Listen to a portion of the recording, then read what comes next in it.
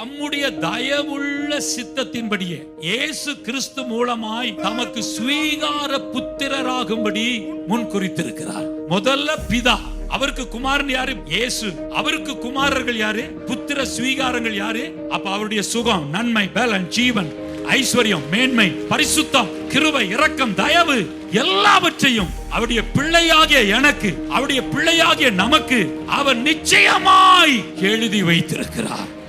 எனக்கு ஒண்ணுமே இல்லையே, எனக்கு ஒண்ணுமே இல்லையே என்று சொல்லுகிறதை இதோடு நிறுத்திக் கொள்ளுங்கள். நமக்காக எல்லாவற்றையும் அவர் சம்பாதித்து, இன்னும் சம்பாதிக்க வேண்டியதை சிலுவையில் சம்பாதிக்க வைத்து, வாரிசாகிய நமக்கு பிதா முதற்கொண்டு துவங்குகிற அத்தனை ஆசீர்வாதங்களையும் ஆண்டவர் வைத்திருக்கிறார். அது வருமானால் அதை நம்முடைய ஒரு பரம்பரை அல்ல, எத்தனையோ பரம்பரைகள் சாப்பிடலாம். நீங்கள் கிறிஸ்துவிற்குள் ஆசீர்வதிக்கப்பட்டவர்கள்.